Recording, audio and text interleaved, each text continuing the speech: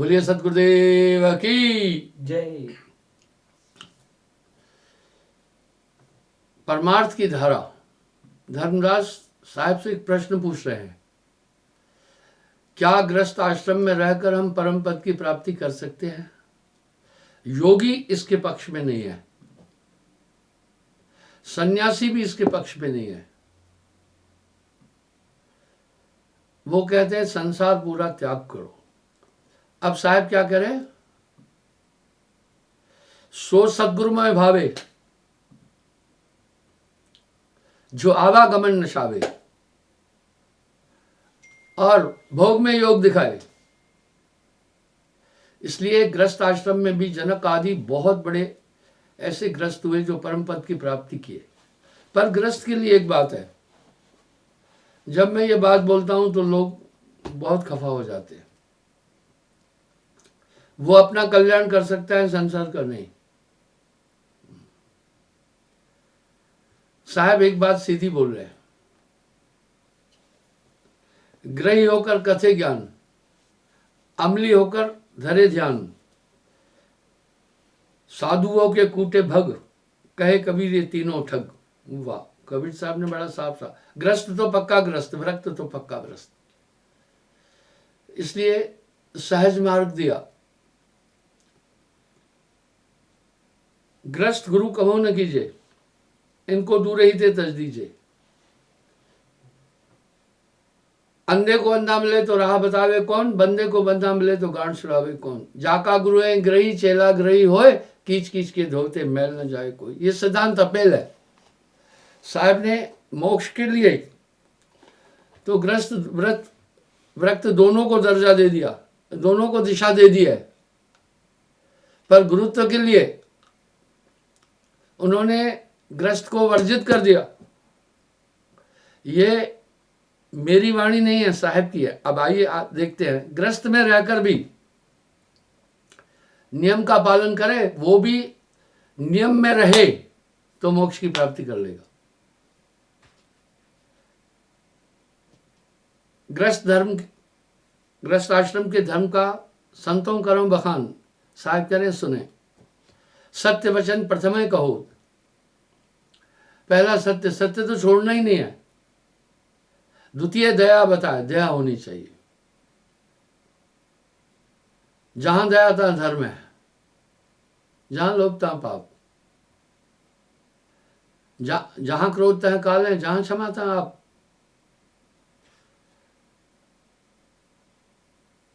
तीजो तप चौथे शुचि, दोनों भांत कराए। शुद्धता दोनों प्रकार की होनी चाहिए। ये एक तप है, साच बराबर तप नहीं, झूठ बराबर पाप। गृहस्थ आश्रम में रहकर भी मनुष्य अपनी आत्मा का कल्याण कर सकता है। इसके लिए विरक्त होने की जरूरत नहीं है। उदाहरण के लिए गृह आश्रम, आश्रम सकल। साहब कह रहे हैं गृहस्थ आश्रम बहुत ऊंचा आश्रम है, पर वो ग्रही तो पक्का ग्रस्त हो, कच्चा नहीं। इसलिए नियम में रखा आपको। नियम आपको बाउंड करने के लिए नहीं बोले, आपके आत्मा के कल्याण के लिए बोले। ये शुद्धता दोनों तरह से होना चाहिए, अंदर सफा और बाहर सफा, तब साहब काहे खफा। बाहर जलते शौच कर, अंतर ज्ञान के द्वार, पचवे इच्छा इच्छा, खट सत्संग निर्वार। इच्छाओं का निराकरण करना, क्योंकि काम काम सबको कहे, काम न चीने कोई, जेती मन की कल्पना काम कहा वे सोए। यथार्थ में जब आप पूरे समर्पित हो जाएंगे तो आपके साथ एक ताकत है, वो आपका मार्गदर्शन करती चलेगी। मेरा कर्ता मेरा साइया, यहां साहब इसकी पुष्टि कर रहे हैं। गुरु समृत जय सर खड़े, कमी कहावत है दास, रिद्धि सिद्ध सेवा करे, मुक्ति न छोड़े साथ। आपके साथ वो ताकतें रहेगी। आमतौर पर मैं जितने भी आपको बाहरी उदाहरण देता हूं वो आपकी प्रेरणा के लिए, मेरा किसी को डिसअपॉइंट करने का लक्ष्य नहीं होता है। इसलिए मैं कोशिश करता हूं जब भी मैं किसी का प्रमाण दूं तो मैं उसका नाम न लूं, क्योंकि लाखों लोग ये प्रोग्राम देखते हैं तो वो डिसअपॉइंट हो जाएगा। किसी को हताश नहीं करना है। सप्तम समदम अष्टवे नवम अहिंसा होए। ये अहिंसा आंतरिक होना चाहिए और ग्रस्त में भी रहकर ध्यान जरूर करना है। ब्रह्मचर्य 10वें कहा त्याग एकादश सोए, लाभा हानि में समान रहना, प्राप्ति अप्राप्ति में समान रहना। जितना आप संसार के पदार्थों का विषाद अपने अंदर पाल के रखेंगे उतने आप डिप्रेशन में चले जाएंगे। आज के युग में बहुत बड़ी समस्या से इंसान जूझ रहा है। आज सुबह ही मेरे पास 2 भाई आए बेचारे। मनुष्य अपने जीवन में अपनी भौतिक आवश्यकताओं की पूर्ति भी चाहता है। उनकी समस्या क्या थी? उनकी दुकान है, बड़ी पापड़ सेवियां। उसने एक बात बोली, बोला गुरुदेव मैं अभी संकट में हूं, जो माल ले रहे हैं वो पैसे नहीं दे रहे हैं। फिर क्या बात है, इंसान इतना ठग हो गया क्या? नहीं, जब आदमी की आवश्यकताएं पूर्ति नहीं होती है तो कोई ना कोई तिकड़म अपना लेता है। और ऐसे केसेस बहुत आ रहे हैं। आजकल लोग उधार ले लेते, वापस भी नहीं देते। वो बहुत परेशान था। मैंने कहा आप नगद में काम करो। बोला मेरे पास पूंजी उतनी है नहीं है। खींचा खांची करके, अब उनके बाल बच्चे भी होंगे, घर परिवार भी होगा, ग्रह काजा नाना जंजाला। ये समस्याएं संसार में हैं। इसको भवसागर क्यों कहा, दुखों का घर क्यों कहा? इसलिए संभल के रहना। काजल केरी कोठरी, कबरा ये संसार। हाँ, बलहारी था पैर पुरुष की जो पैर निकल गया पार। काजल की कोठरी में रहोगे तो कहीं ना कहीं जहां टच होगा वहीं दाग लग जाएगा। संभल के रहना संसार में, बस अपनी आवश्यकताएं सीमित करो, ये नितांत आवश्यक है। आवश्यकताओं का विस्तार करोगे तो बोझ आएगा मस्तिष्क पर। मस्तिष्क में भी जैसे आप देखते हैं लोडिंग व्हीकल से, उनमें पट्टे लगे हैं, वो शॉक अब्जॉर्ब करते हैं और वजन को संभालते हैं। अगर वो टूट जाते हैं तो फिर गाड़ी डिसबैलेंस हो जाती है, या उसका बैलेंस रॉड टूट जाती है तो बात खत्म हो जाती है, गाड़ी फिर आउट ऑफ कंट्रोल होगी। इसी प्रकार आपके मस्तिष्क में भी कोशिकाएं हैं जो शॉक अब्जर्वर है, दुख को सहने की ताकत रखती है। जब इन पर ज़्यादा लोड दोगे तो वो टूट जाती है, वो कोशिकाएं काम करना बंद करती है और डिप्रेशन में आदमी चला जाता है, अंतोगत्वा वो मरना चाहता है। मेरे पास बड़े लोग आते हैं। आज भी एक आदमी अपनी बिटिया को लाया। बिटिया को क्या बीमारी थी? वो बोल रही थी कि बस मैं मरना चाहती हूँ। ये एक नेगेटिव सोच है। इसलिए सुमरन करने वाले के अंदर यह ऐसी नेगेटिव सोच नहीं आएगी।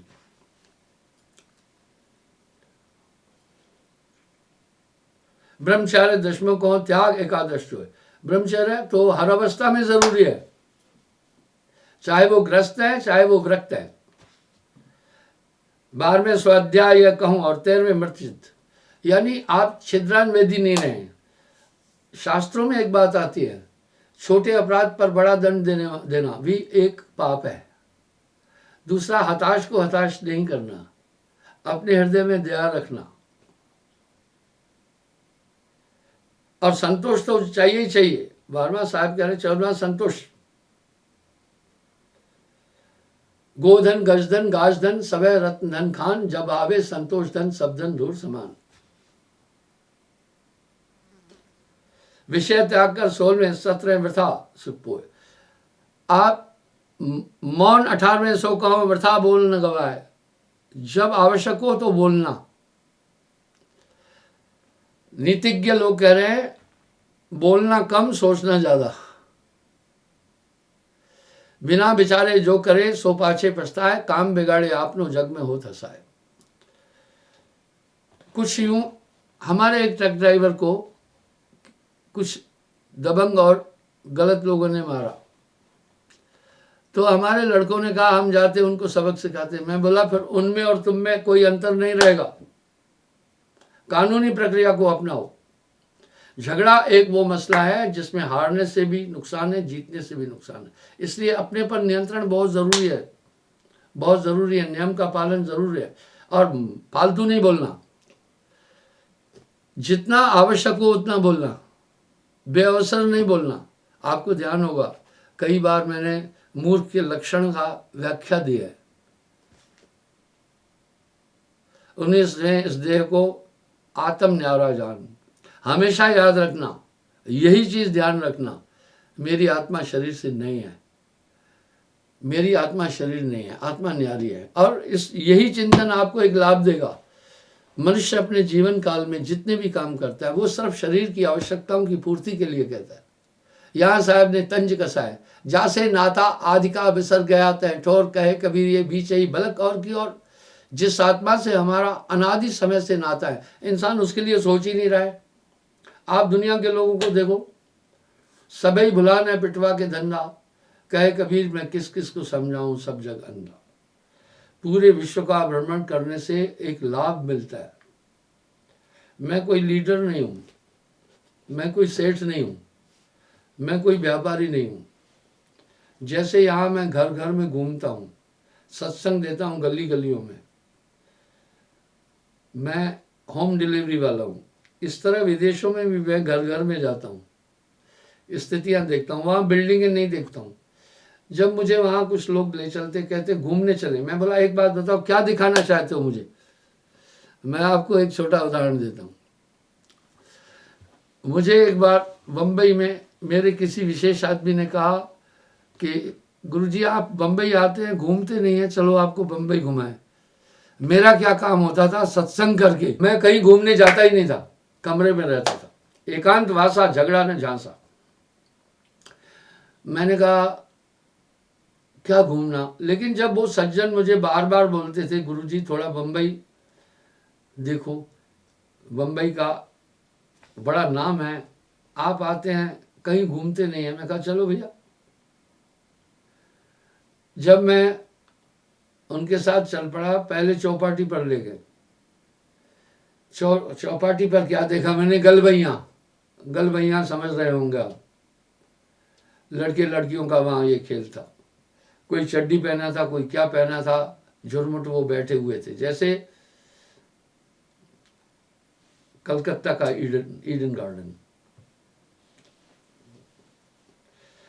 इस तरह मैं थोड़ा हुआ, मैंने कहा चलो प्रथम चक्षु इंद्र को साधे, इंद्रियों को साधना है पहले, वहां इनको क्या देखना, मैंने ये क्या देखने वाली चीज है। चलो ठीक है, मैंने उनको हताश नहीं किया।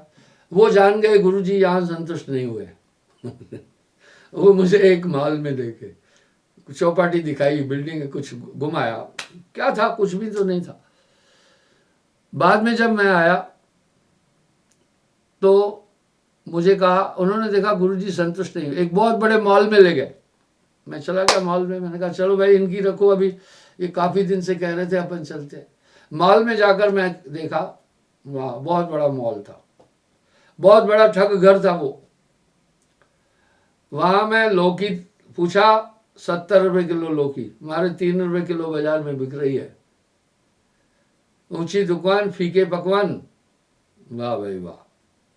कुछ और चीजें मैंने पूछी, बड़ी महंगी महंगी, 10 गुना ज्यादा रेट था। हाई फाई लोग कौन है जो सोचते हैं बड़े किसी मॉल से सामान खरीद के आओ, चाहे 5 का 50 रुपए 500 में मिल जाए, खरीद लो, आप बड़े आदमी हैं, ये है बड़ेपन। इस तरह अजी मैं गया लंदन में, तो कहा लंदन आई झूला देखना है। मैंने कहा रहने दो। बोला इससे पूरा लंदन दिखता है। मैंने बोला मैंने लंदन बहुत बार आया हूँ, बहुत बार देखा हूँ, लंदन ऊपर से पूरी लंदन देखी है। तुम्हारा ये जो लंदन आई है ये 200 फीट ऊंचा है, जमीन से सिर्फ 300 फीट है। हवाई जहाज जब लैंड करता है, 2 चक्कर काटता है, तो पूरी बंबई की गलियां पलियां में देखा हूँ। कहाँ ले जा रहे हो, 10,000 रुपये टिकट थी उसकी। वाह भाई वाह। ग्रीस में गया तो वहां मुझे कहा ओलंपिक ग्राउंड देखना है। अच्छा जी ओलंपिक ग्राउंड क्या था। मैंने कहा भैया ये 10,000 रुपये फिजूल खर्चा कर दिया ना, लंदन झूले में भी इतना ही पैसा लगा। मैं फ्रांस में गया तो पेरिस में मुझे कहा भाई चलो झूला देख के वो एफिल टावर देखना है। मैं कहा रहने दो, एफिल टावर नहीं देखना है, टाइम नहीं है, अपना काम करना है। कहने का ये मतलब है मैं वहां जब जाता हूं वहां की जीवन शैली को देखता हूं, लोग कैसे जीवन जी रहे हैं, जीवन पद्धति कैसी है, मैं ये देखता हूं। वहां जाकर मैं भ्रमण नहीं करता हूं, न कोई संगोष्ठियों में शामिल होता हूं, अपना काम करता हूं, दीक्षा देता हूं, लोगों से सत्संग करता हूं, मैं वापस आ जाता हूं, कहीं घूमने नहीं जाता। तो यानी गृहस्थ आश्रम में भी रहकर प्रथम चक्षु इंद्रिय को साधे। ऐसे स्थानों पर ज़्यादा नहीं घूमो जहाँ विषयी चीज़ें ज़्यादा है, नग्नता ज़्यादा है और संगत से गुण होता है, संगत से गुण जाए, बांस फांस की मिश्री एक है वह बिका। ये गृहस्थ आश्रम को अपनी आंखों पर और अपनी सब चीज़ों पर नियंत्रण करना जरूरी होगा। वो सिर्फ ब्रिटेन में, अच्छा जी, फिर वो सिकंदर का किला देखने के लिए ग्रीस में गए, उसकी भी मारे टिकट 10,000 रुपया। मैं आपको ये 3 चीजें अभी सामने दिखाता हूं। तो बंधुओं, यहां उसे अपनी इंद्रियों पर नियंत्रण करो। सुंदर रूप चक्षु की पूजा। लॉस एंजलिस गया तो एक श्रीमान मुझे कहा हॉलीवुड देख के आना। मैं बोला छोड़ हॉलीवुड, हॉलीवुड कैसी गंदी फिल्में दिखा रहा है, क्या देखना उसे हॉलीवुड को। बोला बहुत, मैं नहीं गया। कनाडा गया, मुझे उन्होंने कंपेल किया चलो नेग्रो फॉल देख के आए। मैं कहा कुछ नहीं, ऐसे फॉल बहुत देखे, पानी गिर रहा होगा और क्या। इन सब की वो मोटी मोटी टिकटें लेते हैं और कुछ भी नहीं होता है। इन सब चीज़ों को आप अपनी आवश्यकताओं को सीमित करो ना। पलट वजूद, जितना ध्यान आप बाहरी भ्रमण में लगा रहे हैं, आंतरिक भ्रमण में लगाइए ना। पलट वजूद में अजब विश्राम में हो मौजूद तो समझ आए। जिसमें जो अनादि कुछ बांट के भोजन पाए और अनाज वगैरह बांट के भोजन का। 21 में बहुत सुंदर बोल रहे हैं, सर्व में निरखे निरख विशेष, सब में आत्मा देखना। जब आप सब में आत्मा देखेंगे, वाह, आप वो किसी से ऐसा व्यवहार न करें जो आप अपने प्रति नहीं चाहते। आप अपना अपमान कभी भी नहीं चाहते, इस तरह आप दूसरे का अपमान न करें। संसार में कुछ लोग कम बुद्धि के भी हैं, उनकी मखौल न उड़ाएं, उनका प्रयास न करें, उन्हें सहयोग दें, उन्हें सहायता दें। आप ईश्वर से मिलने से पहले अच्छे इंसान बनने का प्रयास किया जाना चाहिए। 21वें प्रश्न कहे 23वें कीर्तन लेख, यानी आप सत्शास्त्रों का अध्ययन भी करें, वहां से आपको दिशाएं मिलेगी और अच्छी संगत। इसलिए हमने एक पद्धति बनाई है, घर में आरती रोज करना। आप साहब करें, स्मृति 24-25 में पूजा सेवन 26, बंधन दास से 28 से सांख्य स्वार्पण 30। आप विनती जरूर करें। इसलिए साहब ने विनय अंग की साखियां, मैंने काफी पुस्तकें लिखी है, वो जीवनचर्या भी बताएगी आपको, एक आध्यात्मिक आदमी का जीवन शैली कैसी हो वो भी बताएगी। अब साहब एक बात कह रहे हैं बड़ी अच्छी, केते जनगाधिक रही जो निज धर्म प्रवीण, पायो शुभ गति आप हूं और है गति दीन। इसलिए गृहस्थ की थोड़ी सी तपस्या भी बहुत बड़ी तपस्या होती है। व्रत तो घूम रहा है ना। एक उदाहरण देता हूं। एक बार विष्णु जी ने, नारद ने विष्णु जी से कहा, आप ये देख रहे हैं, ये लंदन आई, ये झूला घूमता है, 10,000 रुपये इसकी टिकट है। यूरोपियन देश जितने भी हैं वो मैक्सिमम, वहां जो टूरिस्ट लोग आते हैं, इन्हीं चीजों से, टूरिज्म से वो बहुत धन कमाते हैं। अब क्या था इसमें, वहां वो डब्बे जैसा जो दिख रहा है, इसमें 8-10 आदमी है एक में। ये धीरे धीरे चलता है, बहुत धीरे धीरे चलता है। आप देख लो जी लंदन। जब मैंने उनको कहा हवाई जहाज में मैं जब बैठता हूँ तो ये तो ऊंचाई कम है, मैं बहुत ऊंचाई से 2 बार हवाई जहाज चक्कर काट के लैंड करता है। पूरा आपका लंदन की गली गली देखी, मत पैसा खर्चा कर। माना ही नहीं। अब आपको मैं दिखाता हूँ सिकंदर का किला।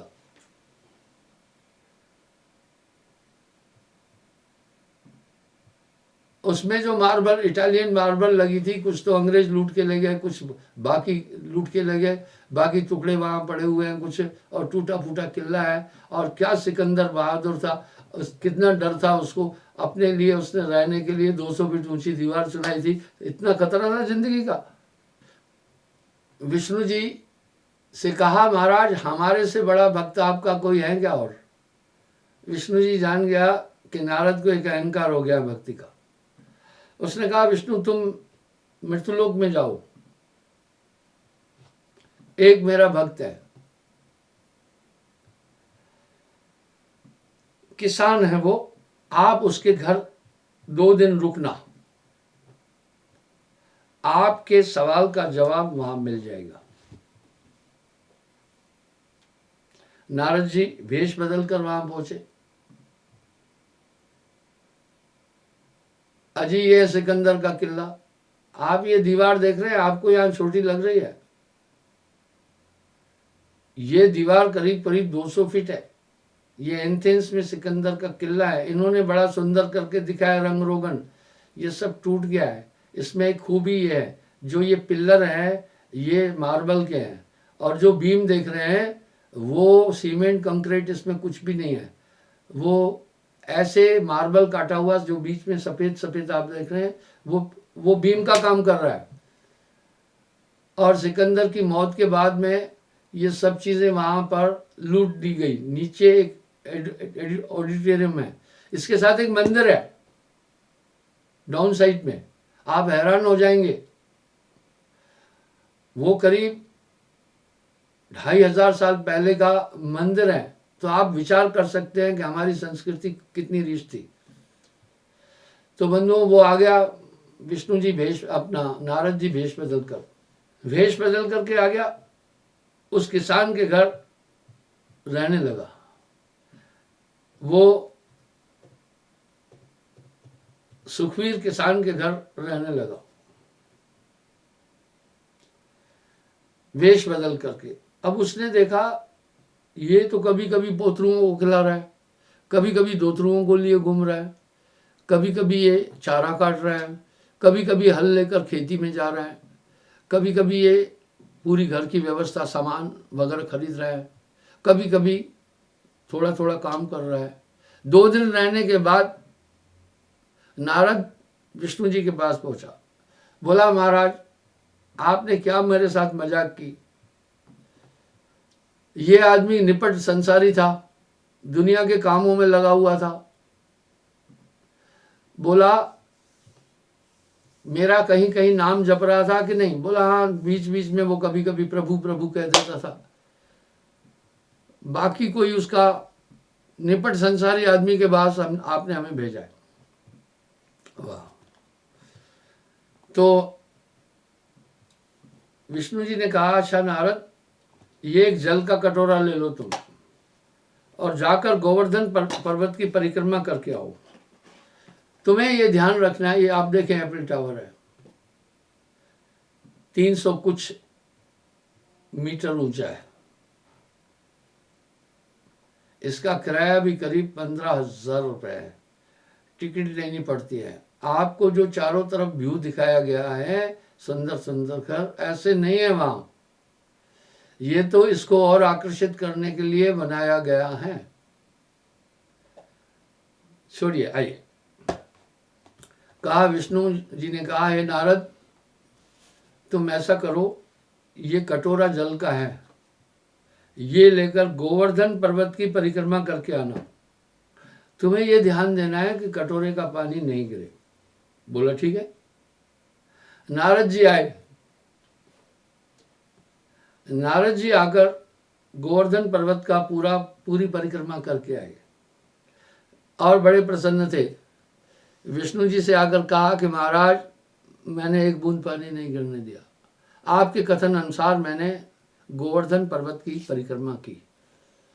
विष्णु जी ने पूछा, नारद मेरा नाम आपने कितनी बार स्मरण किया? ओ बोला, वो तो मेरा ध्यान एक कटोरी की तरफ था, मैं आपका नाम नहीं स्मरण कर पाया। बोला एक छोटी ड्यूटी दी मैं तुम्हें और मुझे भूल गए।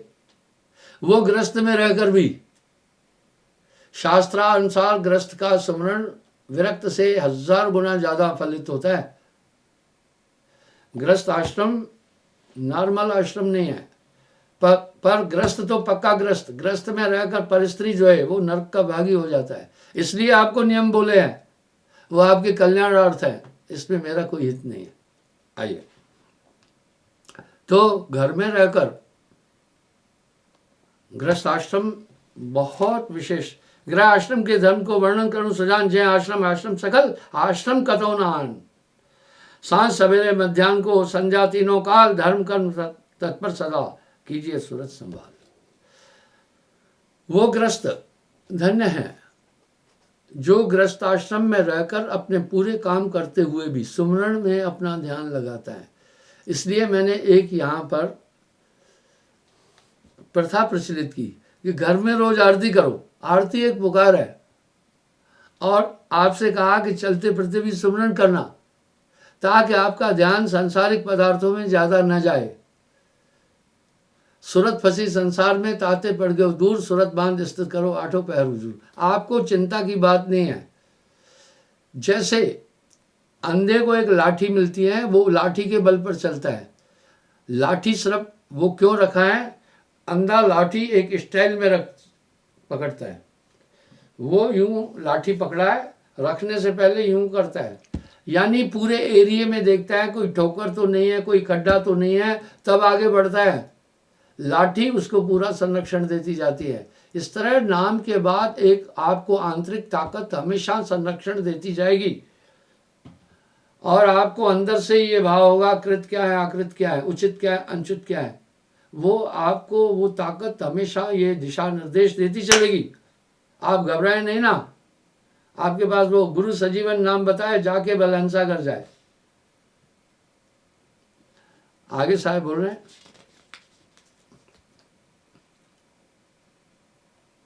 हरि के हेत न देत धन देत कुमारक मां, ऐसे अन्यायी अधम बांधे जमपुर जाए। अब थोड़ा सा यहां आप रुकना। मैं चंदे को एक भ्रष्टाचार मानता हूं। हमारे पंथ में चंदा लेना देना दोनों वर्जित है। आप दिया वो दूध बराबर, मांग लिया वो पानी, उसको खून बराबर समझो जामे है चातानी। इसलिए चंदा लेने वाला बहुत तेज होता है, देने वाला भोला होता है। तभी तो साहब कह रहे हैं, पात्र को पात्र विचार कर तब दीजिए तय दान, देंदा लेंदा सुख लहे कबो न होते हान।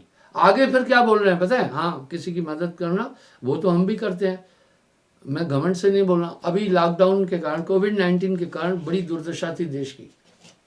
खास तौर पर किसकी पता है, जो बेचारे दिहाड़ीदार गरीब मजदूर थे उनकी बहुत दिक्कत थी। अहंकार वश नहीं कह रहा हूँ। हमने वो 9 महीने, करीब 10 महीने 8 से 10 हजार लोगों को डेली भोजन दिया। 8 से 10 हजार लोगों को डेली भोजन दिया। हमने अपनी संगत को भी नहीं कहा कि अभी हम संकट में हैं, लोगों को भोजन खिला रहे हैं और आप हमें पैसा दो ना। कहनता नर बहुते मिले, गहनता मिला न कोय, वह कहनता वह जान दे जो न गहनता होए। बाड़ी ब्राह्मणा से कुछ सेठ आए, उन्होंने मुझे 1000 किलो चावल दिए। 1000 किलो, इतना ही कुछ और राशन सीधा दिया। मैंने उनको कहा, मैं तो ये काफी दिन से चला रहा था लंगर, कोई बात नहीं है, पर आप अपनी इच्छा से अगर लाए मैं स्वीकार करता हूं, वरन आप नहीं भी लाते तो मेरा ये प्रयोजन चलता रहना था। उसने कहा, महाराज आपका बहुत धन्यवाद, हमने आपकी ये सेवा देखी तो सोचा कि ये दाना आप तक पहुंचाऊं, ताकि आप लोगों तक सही में पहुंचा रहे हैं, ये कहीं मेरा दाना व्यर्थ न जाए। यहां साहब कह रहे हैं, पात्र को पात्र विचार कर तब दीजिए ते दान, लेंदा देंदा सुख लहे कबो न होती हान। मैं उदाहरण देता हूं, कुछ स्थानों कुछ संस्थाओं में देखना, बहुत प्राचीन काल से मैं देख रहा हूं, नाम नहीं लेना है किसी का, वो कहेंगे निंदा कर रहा है। यथा स्थिति बनी हुई है, पूरा आश्रम का व्यू दिखाना, यथा स्थिति बनी हुई है, कोई विकास नहीं हुआ, इतना पैसा चढ़ावे में आया, गया कहां। इसका मतलब है वो ईश्वरीय परमार्थ में, लोक कल्याण में नहीं लगा।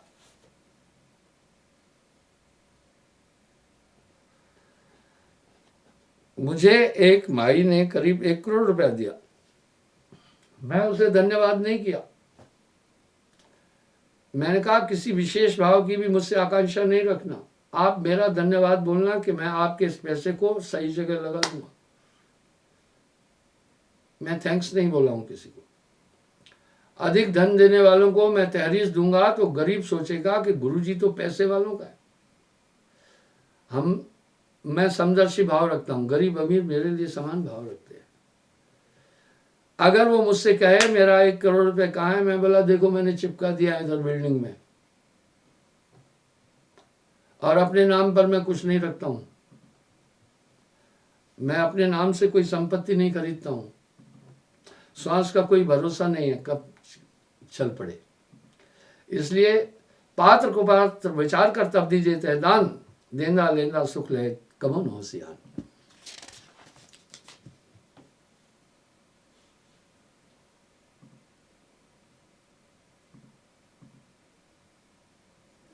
महातिमिर घेरे हृदय, विषय भोग लपटान, सुमत न आई अजोर, मरण काल निरान।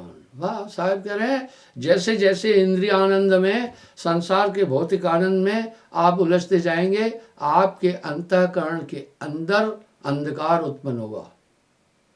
वो अंधकार आपको कुकर्म की तरफ ले चलेगा। आप ये इमारत देख रहे हैं, ये 300 फीट लंबी है। आपको आश्चर्य होगा, जिसमें ये आप पूरी कंप्लीट इमारत देख रहे हैं, ये 1 साल में पूरी हुई। इसका नीचे बेसमेंट भी है। लोग चौंक गए, इतनी भव्य इमारत, इसमें 5000 लोग आराम से रह सकते हैं। इसमें कई कमरे हैं, इसमें बिस्तर है, सभी चीज़ें अच्छी सुविधा है। क्योंकि जो लोग आते हैं, ये क्यों दिखा रहा हूँ, कोई मैं नौटंकी नहीं कर रहा हूँ, मैं वो धन उधर ही लगा देता हूँ। अभी इसके बाद मैंने देखा क्योंकि साल में 4 बार, अभी इसके बाद आपने एल टाइप में दूसरी बिल्डिंग देख रहे हैं, मैंने ये कंप्लीट होते ही वो दूसरी भी शुरू कर दी। ये भी 300 फीट लंबी है, अभी वहाँ काम चल रहा है। मैंने एक भी आदमी से ये नहीं कहा कि मुझे धन दो। ये आपको इसलिए नहीं दिखाया कि अपरोक्ष रूप से धन चाह रहा हूँ, बिल्कुल नहीं। प्रमाण दिया मैंने आपको। मैं देखा यहाँ पर बड़ी बड़ी संस्थाएं बहुत समय से हैं, बस वो अपना कार्य कर रही हैं, ठीक है, मैं उनकी आलोचना नहीं कर रहा हूँ। धन कहाँ गया? उल्टा दुनिया क्या कहती है पता है? इसकी जानकारी लो, पैसे कहाँ से आ रहे हैं। अरे ये दुनिया कैसी है, आगे चलो तो पीछे से एड़ी मारती है, पीछे चलो तो धूल उड़ाती है। अरे भाइयों, तुम ये तो विचार करो, मेरा घर यहाँ से हजारों किलोमीटर दूर है, मैं यहाँ आकर इतनी विशाल इमारतें बनाई, मेरे नाम पर कुछ भी नहीं है, मेरा परमार्थ तुम्हें नहीं दिखा, लोगों की दी हुई संपत्ति मैंने यहीं लगा दी। उल्टा चोर कोतवाल को डांटे। अब उल्टा क्या कह रहे हैं? वाह, कि इसके पास पैसा कहाँ से आता है। तो बंधुओं, इस तरह साहब कह रहे हैं पात्र को पात्र विचार कर तब दीजिए तहदान, लेना देना सुख ले कभी न होती आन। और इतना फास्ट बना, आप यकीन करेंगे, ये बिल्डिंग बनाते समय मेरा 5 किलो वजन कम हो गया। मुझे एक माता भी कह रही थी, गुरुजी कमजोर लग रहे हैं फलाना। मैं शरीर का ज़्यादा ध्यान नहीं रखता हूँ, लेकिन तुलसी धन धाम शरीर ही ले, इससे कार्य करना है, ध्यान रखता हूँ थोड़ा, लेकिन इसमें मैं रमा नहीं हूँ। आइए, तो सुबह 6 बजे उठते थे, 8 बजे तक कार्य करना सुबह, फिर इनको नाश्ते के लिए सिर्फ आधा घंटा बोलना। लेबर कोई नहीं, पूरी संगत ने काम किया है, मिस्त्री भी हमारे अपने शिष्य है।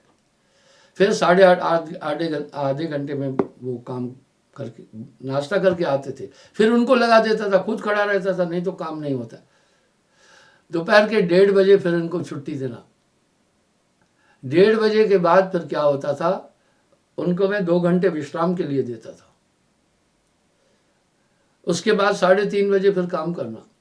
कभी रात के 1 बज जाता था, कभी 2 बज जाते थे, कभी 3 बज जाते थे, काम करते रहना।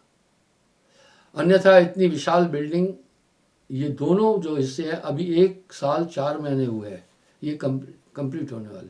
अभी जो ये लड़के ने आपको दूसरी बिल्डिंग दिखाई, ये आधी दिखाई है कि वर्क चल रहा है, नहीं अभी वो भी कंप्लीट हो गई है। कल आपको वो बिल्डिंग भी मैं दिखा दूंगा जो दूसरी थी, वो कंप्लीट हो गई है।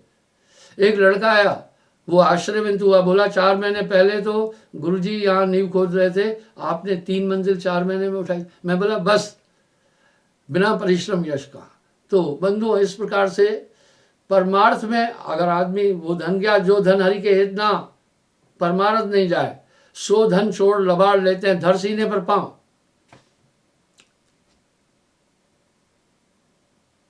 जो मनुष्य धर्म ग्रह धर्म युक्त राखे शील विचार, शील रहना, किसी का तिरस्कार जल्दी नहीं करना। मूर्ख है, उसकी बुद्धि इतनी कम होगी तो वो ऐसा उल्टा सीधा काम करेगा।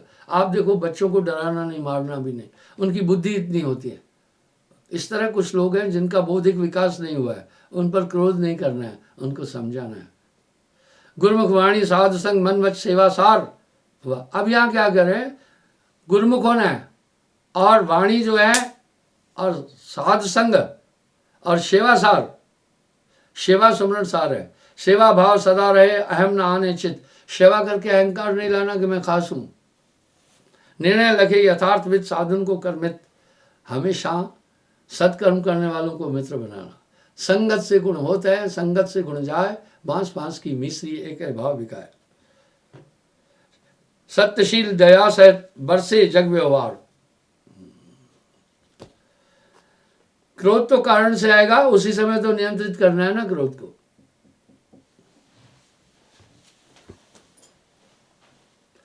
गुरु साध के आश्रिते दीन वचन उच्चार। आपकी वाणी हमेशा दीनता में हो, कठोर नहीं हो। वाणी पर तो साहब ने बहुत कुछ कहा। वाणी तो अनमोल है, जो कोई जाने बोल, ये तराजू तोल कर फिर तू बाहर खोल। सत्यशील दया सहित बरते जग व्यवहार, गुरु साध के आश्रित दीन वचन उच्चार। बहुत संग्रह विख्यान के चित न आवे ताए, मधुकर इस सब जगत में घट बढ़ लखे बढ़ता है। जो जल बाड़े नाव में, घर में बाड़े दाम, दो ही हाथ उलीचिए यह सज्जन को काम। कोड़ी कोड़ी जोड़कर कीने लक्ष्य करोड़, कोड़ी संग न जाते केता दाम बटोर। हवश नहीं रखना, वो आपके लिए हानिकारक है। अब साहब कह रहे हैं नाव में पानी आता रहता है, थोड़ा थोड़ा थोड़ा थोड़ा, बूंद बूंद भी आएगा, वो इकट्ठा नहीं होने देना, उलीचना, नहीं तो नाव डूबेगी। धन संग्रह में अधिक रुचि नहीं रखना, क्योंकि समस्या बनेगी। काल खड़ा सर ऊपरे, काल गए हैं केस, ना जाने कहाँ मारसी, क्या घर क्या परदेश। अरे भाई, जीवन का भरोसा ही नहीं है। फिर अगर आपका ध्यान माया में है तो उधर ही जाओगे। फिर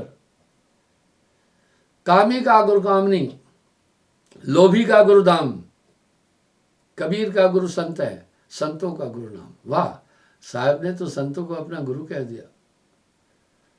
कोड़ी कोड़ी जोड़कर कीने लक्ष्य करोड़, कोड़ी संग न जाते केता दाम बटोर। प्रीत सदा गुरु पारक करे, संगत साध आचार ही, उत्तम मध्यम जग व्यवहार, निर्णय सहित करे अनुसार। ग्रही धर्म बड़ खटपटता में रहे होशियार। बहुत इसमें खटपट है, कभी बच्चा बीमार, कभी कुछ बीमार, कभी कोई पड़ोसी तंग करेगा, कोई जनानी बीमार, उसमें विचार से रहना, balance banana, out of balance नहीं आना। कल एक आदमी व्यथित होकर जोर जोर से पुकार रहा था, मैंने कहा गुस्से को कंट्रोल कर, ये हराम है, गुस्सा हराम है। जीव हाथ अधिक कर्म करे न कभू भूल, किसी भी जीव को भूल कर न मारे। सोई रक्षा जीवन करे प्रेम सहित अनुकूल। ये सब प्रभु की छवि है। ये आत्मा सपश्यते, सब में आत्मा समान है, इसलिए किसी को भी दुख नहीं देना। पर हित सरस धर्म नहीं भाई, पर पीड़ा सम नहीं आत्मा। बचो किसी को भी कष्ट देने से पहले, किसी से भी व्यवहार करने से पहले सोचना, अगर आपके साथ ऐसा हो तो कैसा होगा। आप पीछे हट जाएंगे। फिर जैसे बताएं, शेर 10 प्राणियों से झंझट नहीं लेना चाहता, वो जानता है ये खतरनाक है। वो 10 प्राणी वो जानता है। जैसे वो जंगली सुअर से भी झंझट नहीं लेता है जल्दी, मजबूरी में लेता है। बहुत ताकतवर है। गेंडे से वो झंझट नहीं लेना चाहता, वो जानता है ये मुझे मार सकता है, विचार कर लेता है। मगरमच्छ से भी जल्दी वो झंझट नहीं लेता है, जिराफ से भी जल्दी झंझट नहीं लेता है, अजगर से भी वो जल्दी झंझट नहीं, ऐसे 10 जीवों से बचता है। तो आप भी बचकर चलो ना। कबरा संगत साधु की, जौ की भूसी खाए, खीर खांड मिश्री मिले, साकट संग न जाए। भैया अगर आप बुरे आदमी की संगत करोगे तो फंसोगे कहीं ना कहीं। मैं उदाहरण दे रहा हूं, मेरे एक गांव में 2 सत्संगी थे, अच्छे थे, दोनों की गहन मित्रता थी।